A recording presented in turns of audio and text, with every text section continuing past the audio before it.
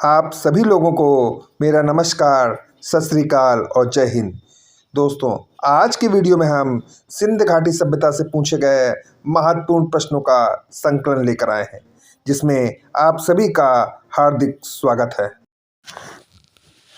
आज की वीडियो में पहला प्रश्न है, सिंध घाटी सभ्यता के शहरों की गलियां थी।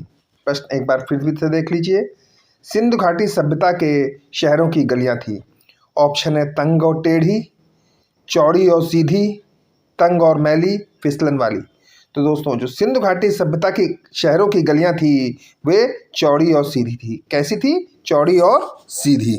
अगला प्रश्न है, हड़प्पा के खंडहर निम्नलिखित में से किस नदी के तट पर पाए जाते हैं? ऑप्शन है व्यास, रावी, झेलम और सतलुज। तो जो हड़प्पा सभ्यता है उसके खंडहर रावी नदी किनारे प्राप्त होते हैं। किसके किनारे? रावी नदी के किनारे। अगला प्रश्न है, मोहनजोदड़ो के खंडहर निम्नलिखित में से किस नदी के तट पर पाए जाते हैं? या प्रश्न ये भी पूछ सकते हैं कि मोहनजोदड़ो के खंडहर किस नदी किनारे प्राप्त होते हैं? ऑप्शन है रावी, झेलम, सिंधु और ब्यास। तो दोस्तों, मोहनजोदड़ो के खंडहर सिंधु नदी किनारे प्राप्त होते हैं। किसके किनारे प्राप्त होते हैं? सिंध नदी के किनारे।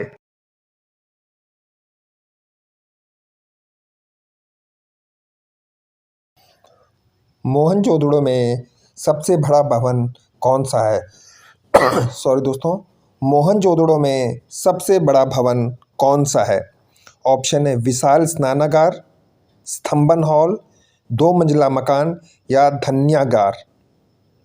तो दोस्तों, मोहनजोदड़ो में जो सबसे बड़ा भवन है वो है धन्यागार। धन्यागार मतलब अन्नागार, जिसमें अन्न रखने वाला या जिसमें स्टोरेज करते थे अन्न, वो। अगला प्रश्न है, विशाल स्नानागार या ग्रेट बाथ कहाँ मिला है? प्रश्न एक बार फिर से देख लीजिए। विशाल स्नानागार या ग्रेट बाथ कहाँ मिला है? ऑप्शन है मोहनजोदड़ो, लोथल, हड़प्पा और रोपड़। तो दोस्तों, जो विशाल स्नानागार प्राप्त होता है वो मोहनजोदड़ो से प्राप्त होता है। कहाँ से? मोहनजोदड़ो से। सिंधु घाटी सभ्यता की लिपि कौन सी है? ऑप्शन है तमिल, ब्राह्मी, अरबी और ज्ञात नहीं है। तो दोस्तों, ऑप्शन के हिसाब से सिंध घाटी की सभ्यता कौन सी है? तो इसमें ज्ञात नहीं है। चौथा ऑप्शन सही होगा। अगला प्रश्न है, सिंध घाटी सभ्यता का पतन नगर बंदरगाह कौन सा है? प्रश्न एक बार फिर से देख लीजिए। सिंध घाटी की सभ्यता का पतन नगर बंदरगाह कौन सा है? रोपड़, लोथल, कालीबंगा और हड़प्पा। तो दोस्तों, जो सिंध घाटी सभ्यता का पतन नगर है वो है लोथल। कौन सा नगर है? लोथल नगर है सिंध घाटी सभ्यता का पतन नगर। अगला प्रश्न है, पहली बार कपास उपजाने का श्रेय किस सभ्यता को जाता है? प्रश्न एक बार फिर से देख लीजिए। पहली बार कपास उगाने का श्रेय किस सभ्यता को जाता है? ऑप्शन है मिस्र, सिंधु, मेसोपोटामिया और यूनान। तो दोस्तों, जो पहली बार कपास उगाने का श्रेय जो है वो सिंधु सभ्यता को जाता है। किसको जाता है? सिंधु घाटी सभ्यता या सिंधु सभ्यता को। अगला प्रश्न है, सिंध सभ्यता के लोग किस धातु से अपरिचित थे? या प्रश्न इस प्रकार भी पूछा जा सकता है कि सिंधु सभ्यता के लोगों को किस धातु का ज्ञान नहीं था? ऑप्शन है सोना, लोहा, तांबा और कांसा। तो दोस्तों, जो सिंधु सभ्यता के लोग थे वे लोहे से अपरिचित थे या उन्हें लोहे धातु का ज्ञान नहीं था। किसका ज्ञान नहीं था? लोहे का। मोहनजोदड़ो का उत्खनन कार्य कब हुआ? ऑप्शन है 1920, 1919, 1921 और 1922। तो मोहनजोदड़ो का जो उत्खनन कार्य हुआ था वो 1922 में हुआ था। कब हुआ था मोहनजोदड़ो का उत्खनन कार्य? अगला प्रश्न है, हड़प्पा सभ्यता किस युग की है? ऑप्शन है पुरापाषाण युग, नवपाषाण युग, कांस्य युग और लौह युग। तो दोस्तों, जो हड़प्पा सभ्यता है वो कांस्य युग की या कांस्य युगीन सभ्यता मानी जाती है। कौन सी सभ्यता? हड़प्पा सभ्यता कांस्य युगीन सभ्यता मानी जाती है। अगला प्रश्न है, हड़प्पा सभ्यता के निवासी थे। प्रश्न एक बार फिर से देख लीजिए। हड़प्पा सभ्यता के निवासी थे। ऑप्शन है खानापदोश, जनजाति, शहरी और ग्रामीण। तो दोस्तों जो हड़प्पा सभ्यता के निवासी थे वो शहरी थे। कैसे थे? शहरी। अगला प्रश्न देखिए, सिंधु सभ्यता के घर किससे बनाए जाते थे? ऑप्शन है लकड़ी से, ईंटों से, पत्थर से और बांसों से। तो दोस्तों जो सिंधु सभ्यता के घर थे वे ईंटों से बनाए जाते थे। किससे? ईंटों से। अगला प्रश्न है, हड़प्पा या सिंधु घाटी सभ्यता में पवित्र पशु कौन था? या प्रश्न इस प्रकार भी पूछ सकते हैं कि हड़प्पा और सिंधु घाटी सभ्यता में पवित्र पशु कौन सा माना जाता था? ऑप्शन है गाय, हाथी, कुबड़ वाला बैल या श्रृंग युक्त पशु, शेर। तो दोस्तों हड़प्पा और सिंधु घाटी सभ्यता में पवित्र पशु कुबड़ वाले बैल या श्रृंग युक्त पशु को माना जाता था। अगला प्रश्न है, सिंधु घाटी सभ्यता के किस स्थान से मिले अवशेषों से ये ज्ञात होता है कि वहाँ खेतों को हल से जोतने की प्रक्रिया प्रारंभ हो चुकी थी? ऑप्शन है धौलावीरा, कालीबंगा, चिनाब और लोथल। तो दोस्तों कालीबंगा से मिले साक्ष्यों के अनुसार वहाँ पर खेतों को हल से जोतने की प्रक्रिया प्रारंभ हो चुकी थी। कहाँ पर? कालीबंगा में। अगला प्रश्न है, वर्तमान में मोहनजोदड़ो कहाँ स्थित है? ऑप्शन है राजस्थान भारत, सिंध पाकिस्तान, काबुल अफगानिस्तान और इस्लामाबाद पाकिस्तान। तो दोस्तों जो वर्तमान में मोहनजोदड़ो स्थित है वो सिंध प्रांत पाकिस्तान में स्थित है। कहाँ स्थित है? सिंध प्रांत पाकिस्तान में।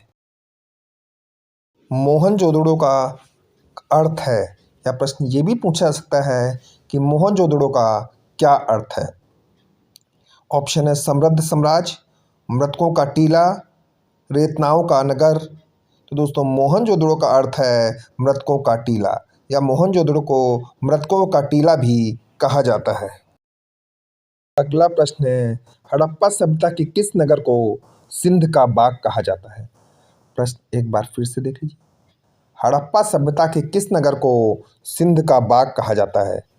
कालीबंगा को, मोहनजोदड़ो को, लोथल को और राखीगढ़ी को। तो दोस्तों मोहनजोदड़ो को सिंध का बाग कहा जाता है। किसे कहा जाता है? मोहनजोदड़ो को। सिंधु घाटी सभ्यता थी। ऑप्शन है पितृ प्रधान, मातृ प्रधान, माता पिता के समान अधिकार और पुरोहित प्रधान। तो दोस्तों जो सिंधु घाटी सभ्यता थी वो मातृ प्रधान थी या मातृ सत्तात्मक थी। अगला प्रश्न है, सिंध सभ्यता में कौन सी चीज़ें पाई गई हैं? ऑप्शन है अन्नागार, 2 मंजिला इमारत भवन, स्नानागार, 2 मंजिला भवन, मंदिर और विष्णु की मूर्ति, 1 मंजिला भवन, अन्नागार, जलाशय और चौड़ी सड़कें, स्नानागार, स्नान करते पुरुष की मूर्ति।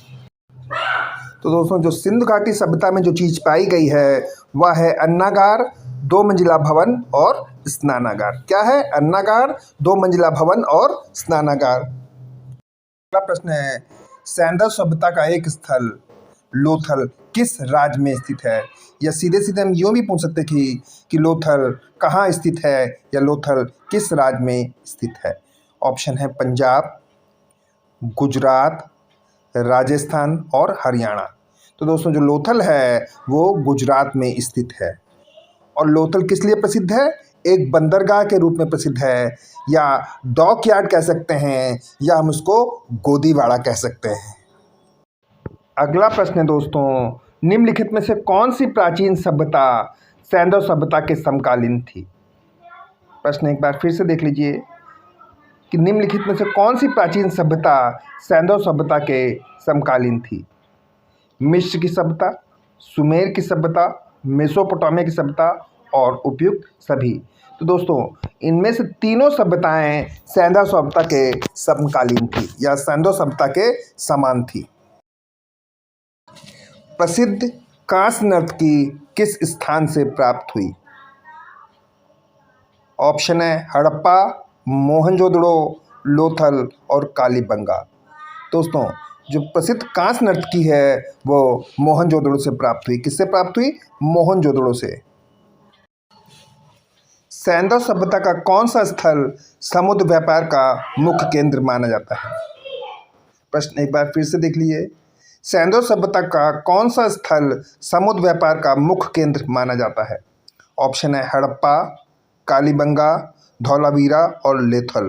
तो दोस्तों लोथल को समुद्र व्यापार का मुख्य केंद्र माना जाता था। किसमें? सैंधव सभ्यता में।